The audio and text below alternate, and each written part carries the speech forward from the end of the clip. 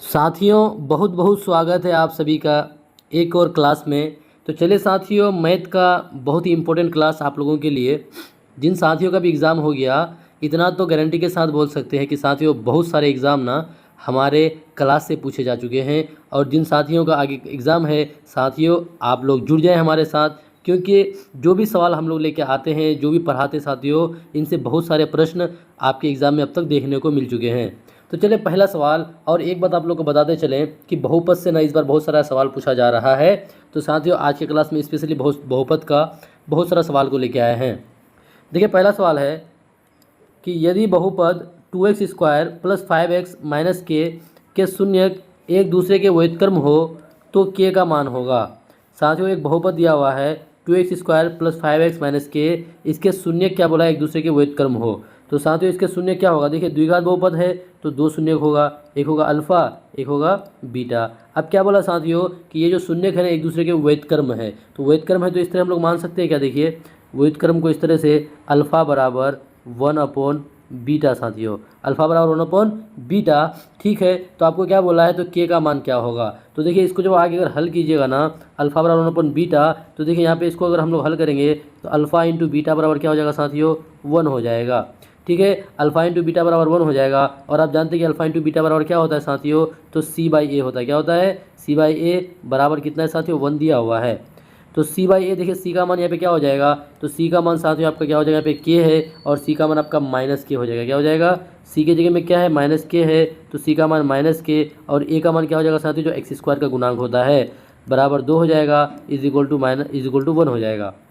इसको जब आगे और आप हल कीजिएगा साथियों, यहाँ से आपको के का मान, क्योंकि देखिए के का ही मान निकालने बोला था, तो आप इसको जब हल कीजिएगा ना क्या हो जाएगा, -k बराबर 2 × 1 यानी 2 हो जाएगा। अब जब फाइनली आप अगर के का मान निकालिएगा तो के बराबर क्या हो जाएगा साथियों, 2 आ जाएगा। कितना, के का मान 2 आ जाएगा। और देखिए दो ऑप्शन कहाँ है, 2 नहीं आएगा साथियों, के का मान -2 आएगा। कितना, के का मान 2 नहीं बल्कि के का मान -2 आएगा। ये जो के माइनस में था इसको आप इस पार कर दीजिए तो के का मान -2 आएगा। कितना, -2। और देखिए -2 ऑप्शन कहाँ है साथियों, देखिए आपको ऑप्शन बी में, कहाँ पे, ऑप्शन बी में आपको दिख रहा है के का मान -2।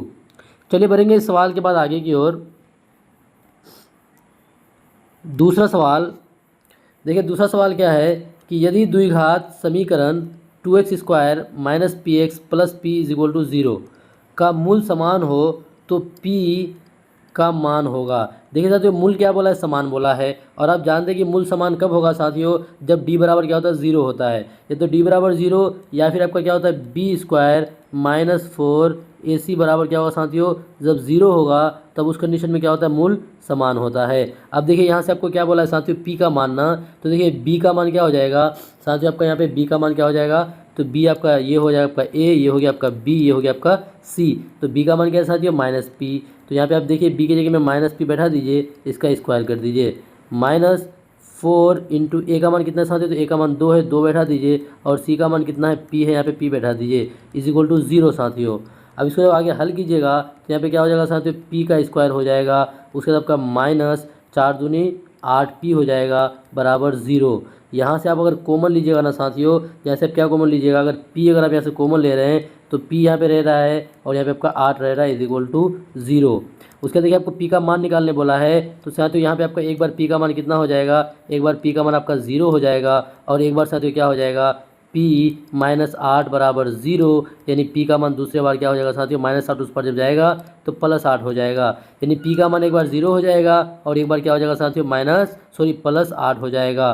तो देखिए p का मान 0 और 8 कहाँ पे ऑप्शन में है, तो साथियों अगर आप पहला ऑप्शन में देखिएगा तो यहाँ पे 4 है, बिल्कुल 4 गलत हो जाएगा। केवल 0 नहीं होगा साथियों, p का मान 0 और 8 होगा। क्या होगा, 0 और 8 हो जाएगा। चलिए बढ़ेंगे इस सवाल के बाद आगे की ओर। अगला सवाल क्या है साथियों कि यदि p एक धनात्मक पूर्णांक है तो धनात्मक समपूर्णांक का रूप होगा। देखिए p कोई क्या है साथियों, धनात्मक पूर्णांक है। चलिए ये p है, ये क्या है साथियों, कोई धनात्मक पूर्णांक हम लोग 2 मान लेते हैं। ठीक है, उसके बाद क्या बोला है कि एक धनात्मक पूर्णांक है तो धनात्मक समपूर्णांक का रूप होगा। यानी धनात्मक समपूर्णांक का रूप कौन सा होगा। देखिए साथियों चलिए ना 2 मान लिए या फिर हम लोग 1 ही मान लिए, 1 2, यानी p एक धनात्मक पूर्णांक है तो धनात्मक समपूर्णांक का रूप होगा। तो साथियों देखिए यहाँ से अगर आप धनात्मक समपूर्णांक अगर मानिएगा तो समपूर्णांक, तो देखिए यहाँ पे अगर आप p का मान साथियों क्या देखिए यहाँ 2 है, या कितना है 2 है। अगर हम लोग p का मान कितना मान रहे हैं साथियों, p का मान 2 ले रहे हैं, तो देखिए 2 दूनी 4, ये आपका धनात्मक समपूर्णांक हो जाएगा। ऑप्शन बी में देखिए अगर हम लोग p का मान कितना मान रहे हैं 2 मान रहे हैं साथियों, तो 2 + 1 बराबर ये आपका क्या हो जाएगा 3 हो जाएगा। और 3 क्या हो जाएगा साथियों आपका 3 हो जाएगा आपका 3 क्या हो जाएगा साथियों धनात्मक, ये सम नहीं बल्कि विषम हो गया। और यहाँ पे जो आपका साथियों p है, p क्या है कोई धनात्मक पूर्णांक ना, तो कोई धनात्मक पूर्णांक जैसे साथियों अगर हम लोग यहाँ पे अगर 2 की जगह में 1 भी मान लेते, क्या मानते 1 भी मानते साथियों, तब आपका ये वाला नहीं होता। उसके बाद देखिए इसको भी अगर देखिएगा तो 2p + 1, तो इन सभी कंडीशन में अगर आप देखिएगा ना साथियों, तो क्या यदि p एक धनात्मक पूर्णांक है तो धनात्मक समपूर्णांक का रूप क्या हो जाएगा, ऑप्शन ए जो है, ऑप्शन ए साथियों ये ज़्यादा सेटिस्फाइड करता है, इसलिए क्या हो जाएगा 2p हो जाएगा।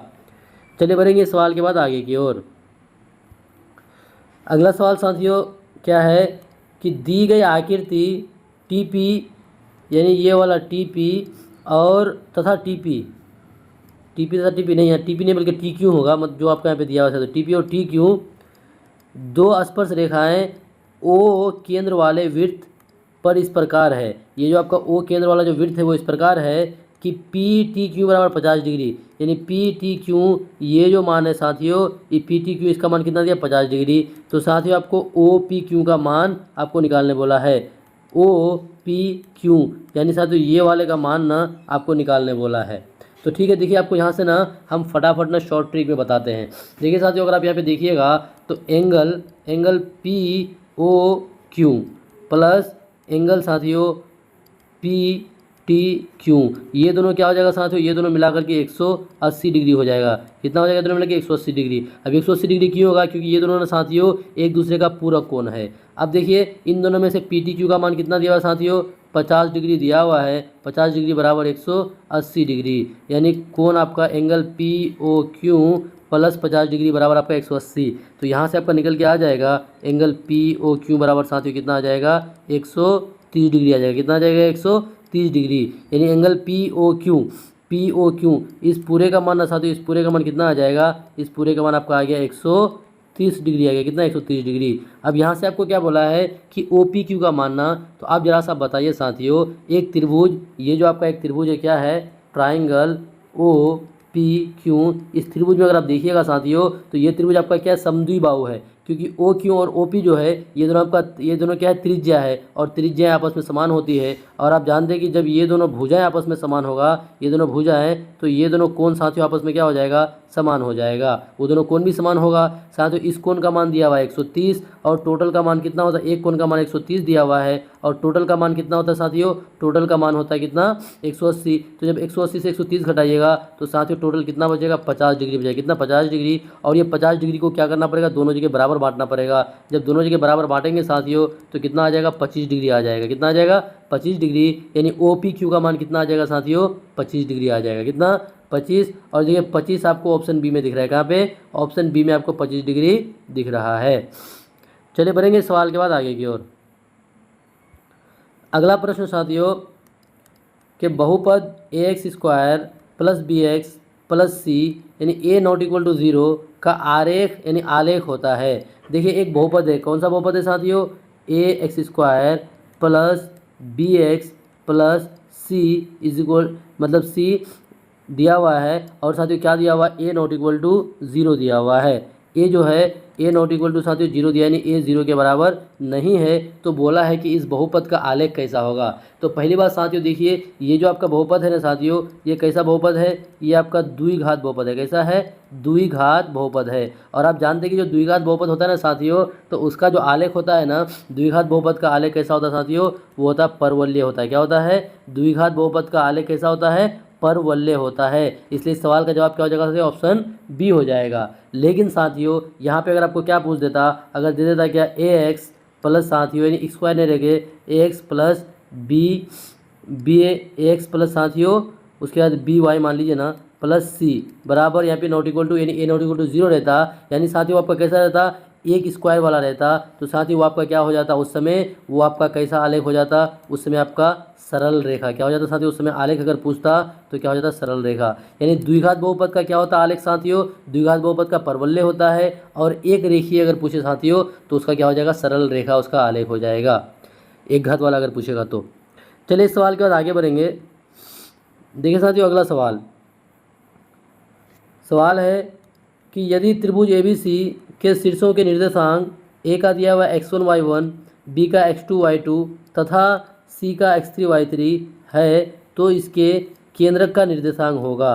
साथियों देखिए एक ना त्रिभुज है, इस तरह से एक साथियों ट्रायंगल है, इस तरह से एक ट्रायंगल है, नाम क्या है साथियों ए, और दूसरे का नाम क्या है बी, तीसरे का नाम सी है, और सबका निर्देशांक कितना दिया हुआ है, ए का दिया हुआ है x1 और y1, ठीक है साथियों, ए का इतना दिया हुआ है। अगर बी की बात करें तो बी का कितना दिया हुआ है x2 और y2, और साथियों सी का कितना दिया हुआ है x3 और y3। अब यहाँ पे क्या बोला है आपको कि इसका जो केंद्र, क्या बोला है साथियों यहाँ पे, क्या बोला है कि इसके केंद्रक का निर्देशांक। तो देखिए इसका यहाँ पे ना साथियों एक केंद्रक होगा, इसका यहाँ पे एक केंद्रक होगा, इसके केंद्रक का आपको क्या बोला है, निर्देशांक निकालने बोला है। ये जो इसका केंद्रक होगा साथियों इसको मान लेते हैं P, और इसका निर्देशांक यानी x और y। तो इसका निर्देशांक निकालने के लिए आपको कौन सा फॉर्मूला लगाना पड़ेगा।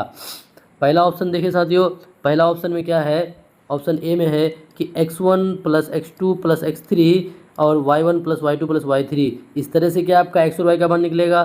दूसरा option x1 minus x2 minus x3 या और y के लिए y1 minus y2 minus y3, क्या इस तरह निकलेगा साथियों।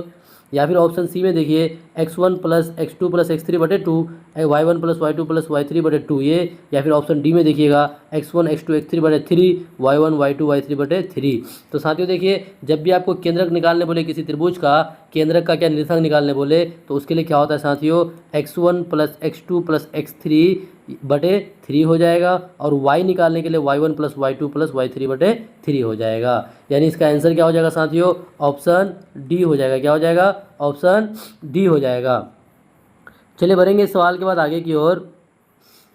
अगला सवाल है साथियों कि प्रेक्षण, प्रेक्षण क्या क्या दिया हुआ, 8 12 7 14 6 13 14 का माध्यक है। आपको हम एक क्लास में बताए थे कि देखिए बच्चा क्या करेगा साथियों, कोई भी क्लास में, चाहे वो 9th में 10th में 11 12 में, वो किसी भी किताब का ना आगे वाला पोर्शन पढ़ता है, पीछे वाला छोड़ देता है, और मैक्सिमम जो सवाल बनता है ना साथियों जिसको इग्नोर किया जाता है वही सवाल बनता है। आप जाके देख लीजिए, आपको माध्य, माध्य का बहुलक, इस सब से बहुत सारा सवाल आपके एग्जाम में देखने को मिल रहे हैं।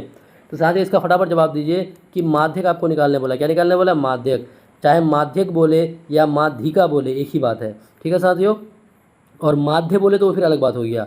देखिए आपको माध्यक निकालने के लिए पहले क्या करना पड़ता है, इसको बढ़ते क्रम में सजाना पड़ता है। तो बढ़ते क्रम में आप सजाइएगा तो सबसे छोटा कौन है साथियों, 6 है, 6 के बाद आपका 7 है, 7 के बाद अगर आप देखिएगा तो 8 है, 8 के बाद फिर कौन है साथियों, 6 7 8, उसके बाद 12 है साथियों, क्या है 12 है, 12 के बाद आपका 13 है, 13 के बाद 14 आपका 2 बार है, ठीक है, 14 आपका 2 बार है। कुल मिला के कितना है साथियों प्रेक्षण, 1 2 3 4 5 6 7, कुल कितना 7 है। यहाँ पे आप काउंट करिए 1 2 3 1 2 3 3 6 1 7। अब देखिए माध्यक निकालने के लिए क्या करना पड़ता है साथियों, पूरा आप डाटा को उतार लीजिए इंक्रीजिंग ऑर्डर में, बढ़ते क्रम में, उसके बाद बीच वाले को आप निकाल लीजिए, वही माध्यक होगा। जैसे यहाँ पे कुल डाटा कितना है, 7 है, तो 7 है तो आप 3 इधर से निकाल लीजिए, 3 इधर से निकाल लीजिए, बचा कितना साथियों बीच में, 12 बचा, तो इसका माध्यक क्या हो जाएगा, 12 हो जाएगा। क्या हो जाएगा, 12 हो जाएगा। अब देखिए 12 कहाँ है, तो आपको ऑप्शन डी में दिख रहा है, कहाँ साथियों, ऑप्शन डी में आपको 12 दिख रहा है। चलिए इस सवाल के बाद आगे बढ़ते हैं। अगला सवाल कि बिंदुएं P30 70 और R का मान दिया 8 4 से बने त्रिभुज का क्षेत्रफल है। देखिए इससे बने त्रिभुज का आपको क्षेत्रफल निकालने बोला है। क्या इसका क्षेत्रफल साथियों 24 वर्ग इकाई हो जाएगा, या फिर आपका 12 वर्ग इकाई होगा, या 48 वर्ग इकाई, या फिर 8 वर्ग इकाई। तो बताइए, आपको दिया है त्रिभुज दिया हुआ क्या है, क्या दिया था, कौन सा त्रिभुज, त्रिभुज आपका PQR, क्या दिया हुआ है, त्रिभुज P और Q और आपका R दिया हुआ है। P का निर्देशांक कितना दिया हुआ है, 3 और 0 दिया हुआ है। Q का निर्देशांक कितना दिया है साथियों, 7 और 0 दिया हुआ है। और R का निर्देशांक कितना दिया हुआ है, 8 और 4 दिया हुआ है। अब यहाँ से आपको क्या बोला है कि साथियों इससे बड़े जो त्रिभुज है इसका क्षेत्रफल निकाले। तो देखिए इसका क्षेत्रफल निकालने के लिए एक फॉर्मूला है साथियों, आपको फॉर्मूला लिख देते हैं, उससे आप निकाल लीजिएगा। इसके लिए एक फॉर्मूला क्या है, 1/2 इंटू इंटू क्या हो जाएगा साथियों, x1 यानी 123 जिसको बोलते हैं x1 y2 माइनस y3, उसके बाद प्लस साथियों x2, उसके बाद क्या हो जाएगा y3 minus y3 minus y1 plus आपका x3 y1 माइनस y2 हो जाएगा। ये हो गया आपका क्या साथियों, इस फॉर्मूले से आप क्या कर सकते हैं, इस त्रिभुज का क्षेत्रफल निकाल सकते हैं। चलिए हम आपको एक ना इससे आप निकाल लीजिएगा, निकाल के आपको कमेंट बॉक्स में बताना है। चलिए आपको ना हम साथियों एक ट्रिक से और एक दिमाग से आपको इसका आंसर फटाफट ला के दिखा रहे हैं। देखिए इस अगर त्रिभुज को देखिएगा ना साथियों, पी जो है कौन है, पी साथियों, आप पी का निर्देशांक देखिए तो कितना दिया हुआ है, 3 और 0 दिया हुआ है, और क्यू का निर्देशांक 7 और 0 दिया हुआ है। तो यहाँ पे भी साथियों पी में भी एक्स का मान दिया है यानी वाई का मान 0 दिया हुआ है, और यहाँ पे क्यू में भी आपका एक्स का मान दिया हुआ है और वाई का मान 0 दिया हुआ है। यानी साथियों ये पी और क्यू जो लाइन है ना, ये दोनों कौन से लाइन पे है, ये दोनों एक्स एक्सिस पे, किस पर है, क्योंकि वाई का मान 0 होने का मतलब ये दोनों कौन से रेखा पे साथियों, ये दोनों एक्स पर है, किस पर है, एक्स पर है। और यहाँ पे देखिए यहाँ पे वाई का मान आपका 4 दिया हुआ है। तो देखिए ये दोनों एक्स लाइन पे है और एक आपका लाइन चलिए ऊपर कहीं पे मान लेते हैं। तो ये दोनों जब आपका एक्स लाइन में है साथियों, तो ये इसको आप आधार मान लीजिए और ये वाले को आप ऊंचाई मान लीजिए, ये वाले को ऊंचाई मान लीजिए, ठीक है, वाई को आप ऊंचाई मान लीजिए। तो देखिए आधार आपका कितना हो जाएगा, आधार आपका हो जाएगा 3 से, यानी 7 से 3 गया कितना, आधार आपका बेस कितना हो जाएगा साथियों, बेस आपका हो जाएगा 7 से 3 गया 4, और हाइट कितना हो जाएगा साथियों, हाइट यहाँ से आपका आ जाएगा जो वाई वाला होगा ना, एक्स से जो दूर भागेगा, तो एक्स से दूर कितना वाई, और वाई का मान कितना है साथियों 4 है, हाइट कितना हो गया 4। अब यहाँ से आप निकाल लीजिए साथियों, आप तो जानते ही हैं 1/2 बेस इंटू हाइट यानी 4 गुना 4। जब इसको आप हल कीजिएगा ना साथियों, 4 चौक 16, 16/2 यानी 8 यूनिट आ जाएगा, कितना आ जाएगा, 8 यूनिट आ जाएगा। अब देखिए 8 ऑप्शन कहाँ है, तो साथियों देखिए 8 ना आपको ऑप्शन डी में दिख रहा है, कहाँ पे, ऑप्शन डी में आपको 8 दिख रहा है। देखिए ये वाला ट्रिक से आपको हम हल किए दिमाग से साथियों, अगर आपको समझ में नहीं आया है तो आपको एक फॉर्मूला यहाँ पे उतार दिए हैं, इस फॉर्मूले से भी आप फटाफट इसको निकाल सकते हैं। चलिए इस क्वेश्चन के बाद आगे बढ़ेंगे। अगला सवाल क्या है कि यदि दो वृत्तों के क्षेत्रफल का अनुपात कितना 4:25 है तो उनकी त्रिज्याओं का अनुपात क्या होगा। देखिए दो वृत्त है साथियों, दो वृत्त का क्षेत्रफल का अनुपात दिया हुआ है। चलिए एक वृत्त को हम लोग लिख लेते हैं क्या, वृत्त का क्षेत्रफल पाई आर स्क्वायर, और दूसरा वृत्त को भी वही ना साथियों पाई आर स्क्वायर। दोनों का क्या दिया हुआ है साथियों, दोनों का ना क्षेत्रफल का अनुपात कितना 4/25 यानी 4:25 दिया हुआ है। तो बोला कि उनकी त्रिज्या का अनुपात बोला है साथियों। तो देखिए पाई पाई जो है, ये जो पाई पाई साथियों, ये पाई पाई तो जाएगा क्योंकि पाई का मान यहाँ पे भी जितना होगा और यहाँ पे भी जितना उतना खत्म हो जाएगा। अब बचा यहाँ पे कितना साथियों आर, और नीचे में भी आर। जब ये वाला स्क्वायर उस पार जाएगा साथियों, तो इसको हम लोग क्या इस तरह से लिख सकते हैं, r/r, ये स्क्वायर उस पार जाकर कितना 4 हो जाएगा, ये इस पार आकर के कितना √25 हो जाएगा। जब इससे बाहर निकलेगा 4 से साथियों 2 बाहर निकलेगा और 25 से आपका 5 बाहर निकलेगा। अगर आप ओवरऑल देखिएगा तो साथियों दोनों त्रिभुज जो आपका दोनों वृत्त जो है उसके त्रिज्याओं का अनुपात कितना हो जाएगा, तो 2/5 यानी 2:5 हो जाएगा। और 2:5 कहाँ है साथियों, देखिए 2:5 आपको ऑप्शन डी में दिख रहा है, कहाँ पे, ऑप्शन डी में आपको 2:5 दिख रहा है। देखिए बहुत आसान सवाल था, और आप ये मत सोचिए कि सर इतना आसान आसान सवाल आप हम लोग को हल करा रहे हैं, यही सब सवाल एग्जाम में देखने को मिल रहा है। जो साथी एग्ज़ाम दे के आए हैं उसको आके पूछ लीजिए, आपको बताएंगे कि सवाल बहुत आसान आसान है। चलिए बढ़ेंगे, और एक बात की तो गारंटी है साथियों, हम लोग जो भी चीज़ आप तक आप लोग को पढ़ा चुके हैं ना, उससे बाहर आपको सवाल नहीं देखने को मिल रहा है। आपको जो भी चीज़ हम पढ़ा दिए हम लोग, किशनगंज वाला आप लोगों को जितना भी सारा चीज़, जैसे आपको सोशल में जितना पढ़ा दिया है, साइंस में जितना पढ़ा दिया है, मैथ में जितना पढ़ा दिया है, और साथियों हिंदी में भी जितना पढ़ा दिए हैं ना, कुल मिला करके आपका कितना हो गया, लगभग 20 यानी 80 नंबर शायद हो गया। ठीक है साथियों, उतना को अगर आप ईमानदारी से पढ़ लीजिएगा ना साथियों, आपको गारंटी के साथ कहते हैं आपका साथियों 80 में से 70 प्लस ही नंबर रहेगा। बाकी जो आपका जो लैंग्वेज बचा, उसके बाद आपका रीजनिंग वगैरह बचा, वो सब साथियों उन लोग का क्लास हम लोग नहीं कराए हैं। ठीक है, इंग्लिश का भी हम लोग क्लास नहीं कराए साथियों। तो जितना भी हम लोग पढ़ाए हैं उसको अगर आप ईमानदारी से पढ़ लिए हैं तो आपको सिलेक्शन लेने से कोई नहीं रोक सकता है। चलिए ये सवाल है कि यदि किसी घन का प्रत्येक किनारा दिया हुआ है क्या साथियों a इकाई हो, तो उसका विकर्ण क्या होगा। देखिए तो घन का विकर्ण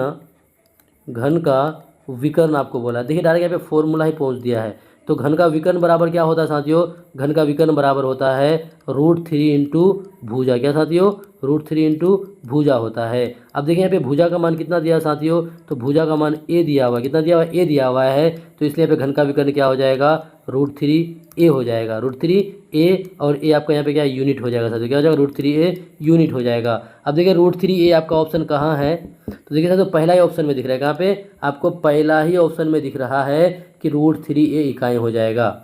चलिए बढ़ेंगे इस सवाल के बाद आगे की ओर। अगला सवाल कि त्रिभुज पी क्यू आर में पी क्यू बराबर पी आर है और कोण क्यू 40 डिग्री है, तो पी बराबर आपको निकालने बोला है। त्रिभुज पी क्यू आर है साथियों, तो पहले फटाफट हम लोग एक त्रिभुज बना लेते हैं। लीजिए एक त्रिभुज बन गया, क्या ये हो गया पी, ये हो गया क्यू और ये हो गया साथियों आर। अब यहाँ पे क्या बोला है कि पी क्यू और पी आर, ये जो आपका पी क्यू है साथियों और जो पी आर है ना, ये दोनों आपस में क्या है, बराबर है। यानी पी क्यू और पी आर का मान आपस में क्या है साथियों, बराबर है। और कोण आपका क्यू का मान कितना दिया हुआ है, कोण क्यू का मान आपको 40 डिग्री दिया हुआ है। कोण क्यू का मान आपको 40 डिग्री दिया हुआ है, कोण क्यू बराबर 40 डिग्री। तो आपको निकालने क्या बोला साथियों, कोण पी, यानी पी बराबर आपको वाट, यानी इसका मान आपको निकालने बोला है। देखिए बहुत आसान है, इसके लिए आप कोई फॉर्मूला वगैरह नहीं लगाइएगा। पहली बात तो आप बताइए, ये जो आपका पी क्यू आर त्रिभुज है साथियों, इस त्रिभुज में आपका देखिए पी क्यू मतलब ये वाली रेखा और पी आर ये वाली रेखा, ये दोनों के आपस में बराबर है। और आप जानते हैं जब दो भुजाएं आपस में बराबर हो तो उसको कौन सा त्रिभुज बोलते हैं, उसको बोलते हैं समद्विबाहु। क्या बोलते हैं साथियों, समद्विबाहु त्रिभुज बोलते हैं। और समद्विबाहु समधी नहीं बल्कि समद्विबाहु त्रिभुज। अब समद्विबाहु त्रिभुज में जो दो भुजा बराबर होता है तो उसका जो दोनों कोण होता है ना साथियों, वो दोनों कोण भी आपस में बराबर होता है। तो देखिए यहाँ से आपको कोण क्यू का मान कितना होगा साथियों, कोण क्यू प्लस कोण आर प्लस कोण पी, ये तीनों का मिला के क्या हो जाएगा 180 डिग्री। देखिए इस तरह से आपको हल नहीं करना है, बस आपको समझाने के लिए इस तरह हल करते हैं। आप तो चुटकियों में आंसर निकाल दीजिएगा, फ़ौरन दिमाग में कैलकुलेट कीजिएगा साथियों और चुटकियों में जवाब दीजिएगा। देखिए क्यू का मान कितना साथियों 40 डिग्री है और आपका आर जो इसका भी मान कितना हो जाएगा 40 डिग्री हो जाएगा। बचा कौन पी बराबर 180 डिग्री। अब 40 साथियों 80। अब इस पी का मान निकालने के लिए हम लोग क्या करेंगे, इसी 180 से हम लोग किसको घटा देंगे, 80 डिग्री को घटा देंगे। तो यहाँ पे आपका पी का मान कितना आ जाएगा साथियों, आपका 100 डिग्री आ जाएगा। कितना आ जाएगा, 100 डिग्री आ जाएगा। और देखिए 100 डिग्री ऑप्शन कहाँ है, देखिए साथियों ऑप्शन डी में। कहाँ पे, ऑप्शन डी में आपको 100 डिग्री दिख रहा है। कहाँ पे, ऑप्शन डी में। देखिए यहाँ पे आपको ये वाला आपको बना के इसलिए दिखा है ताकि आपको समझ में आ जाए। हालांकि आप लोग को आता है साथियों, आपको एग्जाम में इतना बड़ा लेंथी प्रोसेस में नहीं बनाना है, फ़ौरन दिमाग में कैलकुलेट करना है और आंसर बैठाना है। चलिए बढ़ेंगे इससे आगे। अगला सवाल देखिए, ये वाला सवाल आप ना साथियों क्लास 9 में जब गए थे ना, आपको हम यकीन के साथ बोलेंगे, आप याद कीजिए वो वाला दिन जब क्लास 9 में आप गए थे। इस सवाल में ना, ये सब सवाल में कि इसको आपको P/Q के रूप में इसको आपको दिखाना है, तो ये सब सवाल में ना साथियों बच्चा को बहुत कन्फ्यूजन होता था। फिर धीरे धीरे फिर हम लोग को समझ में आ जाता था। क्या है साथियों, 0.13 है। कितना है, 0.13 दिया हुआ है और रेकरिंग जो है 13 पर है, यानी 13 बार बार रिपीट कर रहा है साथियों।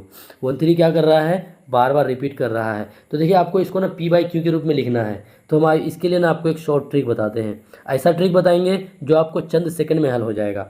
पहले तो आप क्या कीजिए साथियों, आपको ना बनाने का तरीका बताते हैं। देखिए 0.13 पे रेकरिंग है तो आपको कितना लिखना है, यहाँ पे आपको कितना लिखना है साथियों, जितनी संख्या पर रेकरिंग है ना, जितनी नहीं, टोटल कितना संख्या है साथियों, टोटल आपका, या फिर ये बताइए कितनी संख्या पे रेकरिंग है। तो 13 पर ना, तो आप यहाँ पे 13 को उतार दीजिए, 13 को उतार दीजिए साथियों, 13 को उतार दिए। अब देखिए मतलब कुल अगर ओवरऑल इस संख्या को और आप बोलिएगा, हर कुछ भूल जाइए, आप पॉइंट भी भूल जाइए, जीरो भी भूल जाइए, तो ये पूरी संख्या कितना है, ये पूरी संख्या 13। तो हम लोग यहाँ पे 13 बिठा दिए। ठीक है साथियों। उसके बाद देखिए आपको और बताएं, अब आपको क्या करना है, देखिए कितनी संख्या पे रेकरिंग है, कितनी पे रेकरिंग है साथियों, 2 पर ना, तो नीचे में आप क्या कीजिए साथियों, उतना को 9 बैठा दीजिए, यानी 13/99 इसका आंसर हो जाएगा। इसको अगर आप P/Q के रूप में लिखिएगा ना साथियों, तो इसका आंसर क्या हो जाएगा, 13/99 हो जाएगा। कितना हो जाएगा, 13/99 हो जाएगा। अगर आपको समझ में नहीं आया तो चलिए एक और आपको हम बना के दिखा रहे हैं, एक आपको और बना के दिखा रहे हैं। इस तरह का अगर आपके एग्जाम में आ जाए ना, तो आपको कंफ्यूज नहीं करना है। क्या है, 2.35 एक नंबर है, इसमें आपको साथियों 5 के ऊपर रेकरिंग है। किसके ऊपर, 5 के ऊपर रेकरिंग, और आपको बोलेगा कि इसको P/Q के रूप में आपको दिखाना है। तो आप क्या कीजिएगा, सबसे पहले आप हर कुछ भूल जाइए, पॉइंट भूल जाइए, रेकरिंग भूल जाइए। ठीक है, जब भूल गए तो टोटल नंबर कितना है साथियों, 235। अब इस 235 में आपको क्या करना है, देखिए किस पर रेकरिंग नहीं है, 2 और 3 पर रेकरिंग नहीं है, इसका मतलब 23 पर रेकरिंग नहीं है, तो आप उससे 23 को घटा दीजिए। घटाने के बाद साथियों देखिए, घटाने के बाद कितनी संख्या पर रेकरिंग है साथियों, कितनी संख्या पे रेकरिंग है, तो एक पर, तो आपको एक 9 बैठाना है। उसके बाद देखिए पॉइंट के बाद कितनी संख्या पर नहीं है, तो एक संख्या पर नहीं है, तो एक 0 आप बैठा दीजिए। इसको आप हल कीजिएगा तो ये आपका, इसको घटाने के बाद इतना बटे 90 ये आपका PYQ के रूप में आ जाएगा। ठीक है साथियों, ये आपका ट्रिक है, इस तरह से आप इसको निकाल सकते हैं। चलिए बढ़ेंगे सवाल के बाद आगे की ओर। अगला सवाल कि दी गई आकृति में बिंदु O वृत्त का केंद्र है तथा AOB का मान 40 डिग्री है, तो OAB का मान क्या होगा। देखिए AOB इसका मान आपको कितना दिया हुआ है साथियों, दिया हुआ है, इसका मान आपको गिवन दैट मतलब दिया हुआ है। तो आपको निकालने क्या बोला साथियों, आपको निकालने बोला है OAB यानी इसका मान आपको निकालने बोला है, ये ना बोला है कि इसका मान निकालिए। ठीक है, चलिए इजीली निकालेंगे। होगा आपके पास कोई तरीका, कोई फॉर्मूला, लेकिन देखिए आप हम लोग के पास ना पढ़ रहे हैं, आपको काफ़ी सिंपल तरीके से इसका जवाब निकालेंगे। साथियों देखिए ये जो आपका त्रिभुज है ना, त्रिभुज OAB, इस पूरे का मान कितना होगा 180, ये ना होगा, इसके तीनों कोनों का मान कितना होगा 180। लेकिन उसमें से तो आपको किसका मान दिया हुआ है, खाली O ही का मान दिया हुआ है, किसका, O का, खाली आपको O का मान दिया हुआ है, आपको A का भी मान दिया हुआ नहीं है, आपको B का भी मान नहीं दिया हुआ है। तो कैसे पता होगा साथियों, तो देखिए इजीली ना पता होगा, क्यों नहीं होगा, क्योंकि देखिए AO जो है, AO ये एक ट्राइंगल है, OB ये भी ट्राइंगल है, ये दोनों त्रिभुज है। और आप जानते हैं कि त्रिभुज, सॉरी ओह गलत बोल दिया हम, AO और OB ये दोनों क्या है साथियों, ये दोनों त्रिज्या है, यानी ये दोनों आपका रेडियस है, क्या है, रेडियस यानी त्रिज्या है। और एक वृत्त में त्रिज्या जो है साथियों आपस में बराबर है ना होगा, बराबर होने का मतलब AO और साथियों OB ये दोनों भुजा आपस में क्या होगा, बराबर। ये दोनों भुजा आपस में बराबर होने का मतलब साथियों देखिए, एक का मान अगर 40 है तो आप बचा कितना, तो देखिए ये दोनों भुजा आपस में बराबर है, तो इन दोनों को अगर आपस में हम लोग लिखेंगे, नहीं लिख सकते हैं 2, चलिए 2A डायरेक्ट लिख देते हैं। किसका मान निकालने बोला आपको, OAB A का ना, तो इन दोनों के बदले में 2A लिख सकते हैं, प्लस B का मान कितना है साथियों 40 डिग्री बैठा दिए, बराबर 180। देखिए जब आपको बता दिए तो यहीं से आपका आंसर आ जाएगा साथियों, लेकिन आपको हम ना थोड़ा सा लेंदी टाइप में बता दे रहे हैं। देखिए क्या हो गया, 2A बराबर आपका यहाँ पे क्या हो जाएगा साथियों 140, कितना हो जाएगा 140। जब आपसे काटिएगा साथियों तो यहाँ पे A का मान कितना आ जाएगा 70 आ जाएगा, कितना A का मान 70। और देखिए 70 ऑप्शन कहाँ पे है, तो 70 ऑप्शन आपको ऑप्शन D में दिख रहा है, कहाँ पे, ऑप्शन D में आपको 70 दिख रहा है। अब देखिए आपको इतना ज़्यादा लेंदी कुछ नहीं करना है, सिंपल आप दिमाग लगाइए कि 40 है और दोनों त्रिज्या है, जब दोनों त्रिज्या है तो ये समद्विबाहु त्रिभुज होगा। अब पूरे का मान 180 है, बचा कितना, 180 से आप 40 को घटाइए, बचा कितना साथियों, 180 से जो आप अगर 40 को घटाइएगा तो बचेगा 140। जब ये समद्विबाहु त्रिभुज है तो कोण A और कोण B भी तो बराबर होगा, जब दोनों बराबर होगा तो दोनों को बराबर बांटिएगा तो कितना 70 आ जाएगा। तो इसलिए इसका आंसर क्या हो जाएगा साथियों 70 डिग्री। इस तरह से भी आप आंसर निकाल सकते हैं। चलिए इस क्वेश्चन के बाद आगे बढ़ते हैं। ये रहा अगला सवाल। देखिए अगला सवाल है, बहुत आसान है, आपका ट्रिगोनोमेट्री से है। क्या दिया हुआ है साथियों,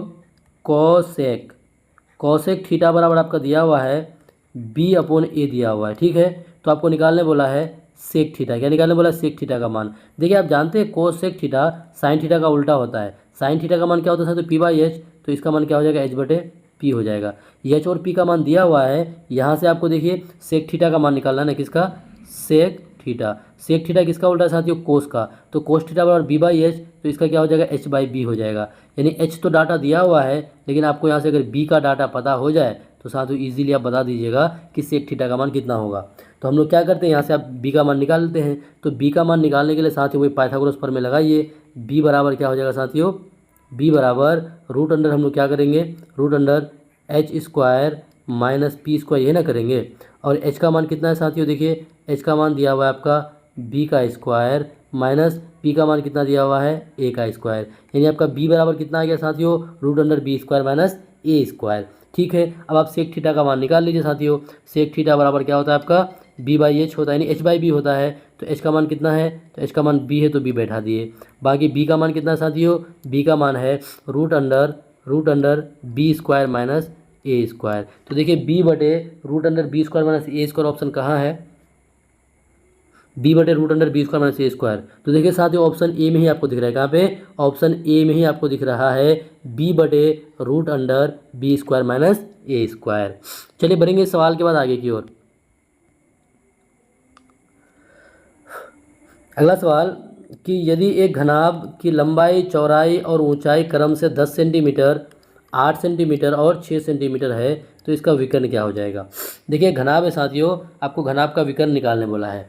घन का विकर्ण निकालने के लिए क्या होता था, √3 इंटू भुजा होता था, लेकिन आपको घनाभ का विकर्ण निकालना है साथियों। तो घनाभ का विकर्ण निकालने के लिए क्या करना पड़ेगा, एक घनाभ की लंबाई दिया हुआ है, चौड़ाई दिया, ऊंचाई दिया हुआ है, तो आपको घनाभ का विकर्ण। तो देखिए आपको पता है कि घनाभ जो है, घनाभ का अगर विकर्ण निकालने बोले साथियों तो घनाभ का विकर्ण बराबर क्या होता है, ये हो जाता है आपका घनाभ का विकर्ण इज इक्वल टू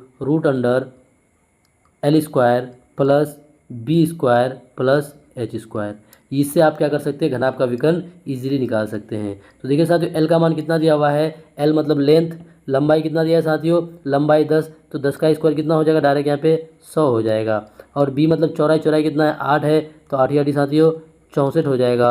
और H मतलब हाइट, हाइट कितना 6 छः 36 हो जाएगा। जब इन सबको आपस में जोड़िएगा ना साथियों तो कितना आपका √200 आ जाएगा, कितना 200 आ जाएगा। और 200 को जब आप फाइंड आउट कीजिएगा, बाहर निकालिएगा तो आपका 10√2 आ जाएगा, कितना 10√2 आ जाएगा। नहीं 10 नहीं 100, 100 दूनी 200, तो आपका यहाँ से 10 बाहर आ जाएगा, नहीं और √2 अंदर रह जाएगा, तो 10√2 सेंटीमीटर हो जाएगा साथियों। तो घनाभ का जो विकर्ण है उसका विकर्ण कितना हो जाएगा, 10√2 सेंटीमीटर। और 10√2 सेंटीमीटर ढूंढिए कहाँ पे है, तो साथियों आपको ऑप्शन ए में, कहाँ पे, ऑप्शन ए में आपको 10√2 सेंटीमीटर दिख रहा है।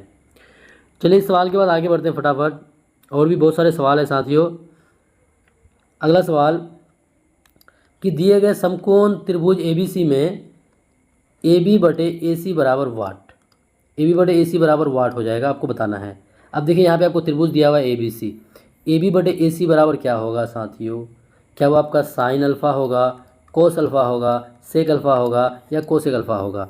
तो देखिए अल्फ़ा आपको यानी थीटा कहाँ से माना है, तो थीटा आपको यहाँ से माना है, कहाँ से, थीटा यहाँ से माना है। थीटा यहाँ से मान करके क्या बोला है साथियों, AB/, आपका AC बोला है, क्या बोला, AB/AC। और यहाँ से जब थीटा मानेगा साथियों, तो जब यहाँ से थीटा मानेगा तो ये वाली जो है ये B हो जाएगा, क्या हो जाएगा, वो B हो जाएगा। और साथ ही AC जो है, AC ये तो आपका हमेशा H रहेगा ही, क्या होगा, हमेशा ये H रहेगा। अब आप बताइए B/H किसका होता है, B/H किसका हो जाएगा साथियों, तो साइन का क्या होता है P/H, कोस का क्या होता है B/H। इसका मतलब है कि साथियों AB/AC बराबर क्या हो जाएगा, ये हो जाएगा आपका कोस अल्फ़ा हो जाएगा, क्या हो जाएगा, ये कॉस अल्फ़ा हो जाएगा।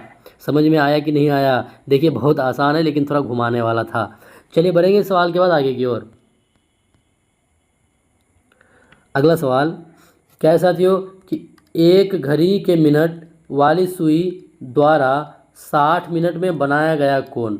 एक घड़ी है, ये लीजिए घड़ी, घड़ी में कौन सा सुई साथियों, मिनट वाला सुई, मिनट वाला सुई इस तरह से आकर के, इस तरह से कितना 60 मिनट, यानी यहाँ से शुरू होकर के फिर से यहाँ आ जाएगा तो कितना 60 मिनट होगा।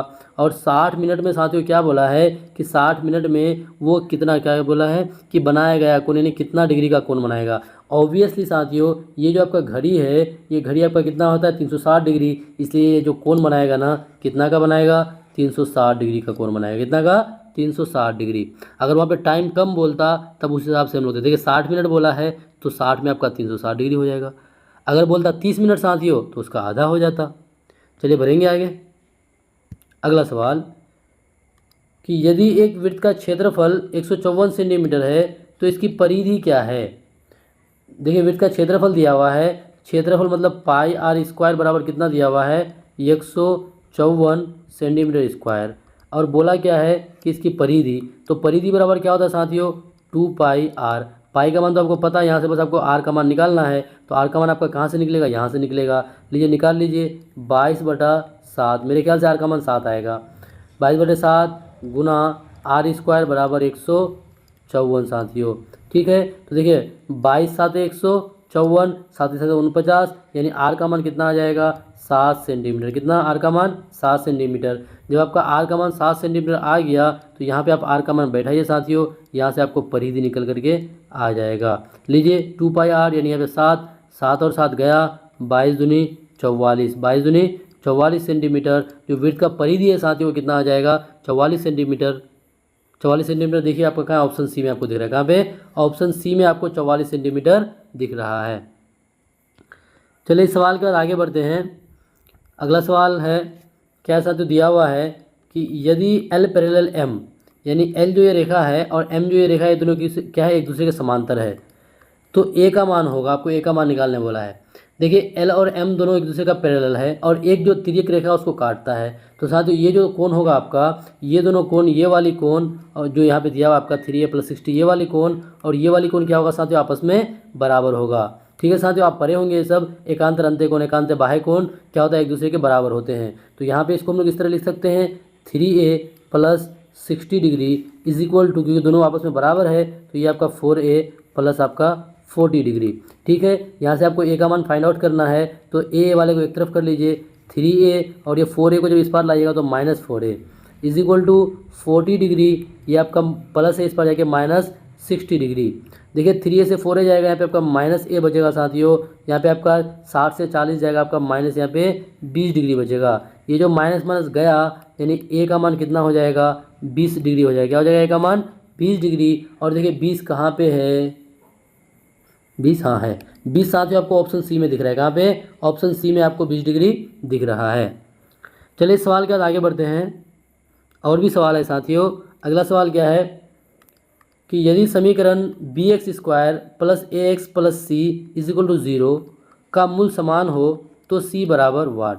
देखिए मूल समान बोला है, मूल समान बोला है तो पहले यहाँ से आप एक चीज़ कर लीजिए फटाफट।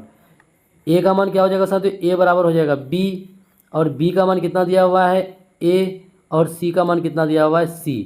ठीक है, अब आपको क्या बोला कि मूल समान है, तो मूल समान के लिए क्या होता है, b² - 4ac = 0 होता है। ठीक है, अब जो जो मान दिया उसको आप पुट कर दीजिए। b का मान कितना दिया हुआ है, a दिया हुआ है, तो यहाँ पे a² हो जाएगा, -4 इंटू a का मान कितना दिया हुआ है, a का मान यहाँ पे b दिया हुआ है और c का मान c दिया हुआ है, = 0।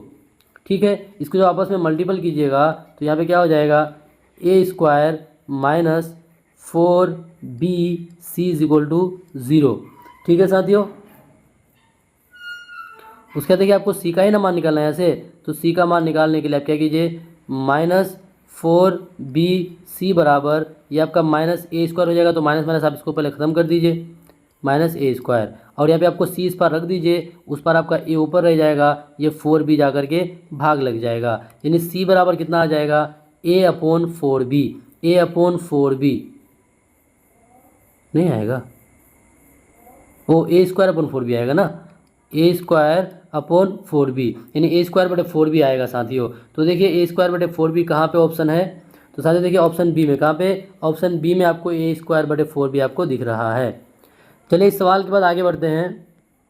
अच्छा, यही अंतिम सवाल था साथियों आज का, जो ये मैथ क्लास था, इस मैथ क्लास का यही अंतिम सवाल था। आप लोगों से उम्मीद है कि आप लोग इसी तरह से मेहनत करते रहें, और देखिए एग्ज़ाम में ज़्यादा टफ सवाल नहीं बनते हैं, आसानी सवाल आते हैं, बस आप लोग को घबराना नहीं है। और इतना गारंटी के साथ कहते हैं साथियों, जो हम लोग आप लोग को पढ़ा चुके हैं ना, जैसे में क्या क्या, साइंस बहुत अच्छी तरीके से पढ़ाए हैं, उसके बाद सोशल बहुत अच्छी तरीके से पढ़ाए हैं साथियों, उसके बाद आपका मैथ का जो क्लास है, ये क्लास भी बहुत अच्छी तरह से पढ़ाए हैं, और इसके साथ साथ हिंदी, ये चारों चीज़ अगर आप अच्छे से पढ़ लिए हैं ना, आपको सिलेक्शन लेने से कोई नहीं रोक सकता है साथियों। बाकी जो इंग्लिश बचा, इंग्लिश को हम लोग नहीं पढ़ाए हैं, उर्दू भी नहीं पढ़ाए हैं हम लोग, ये सब चीज़ आप लोग दूसरी जगह पढ़ चुके हैं। तो साथियों अगर ये चारों चीज़ अगर अच्छे से आप पढ़ चुके हैं तो आपको सिलेक्शन लेने से कोई नहीं रोक सकता है। चलिए बस इसी तरह से मेहनत करते रहें। जिन साथियों का भी आगे डेट में एग्ज़ाम है, आप लोग कंटिन्यू बने रहें, मेहनत करते रहें। फिर मिलेंगे अगले क्लास में, जब तक के लिए जय हिंद।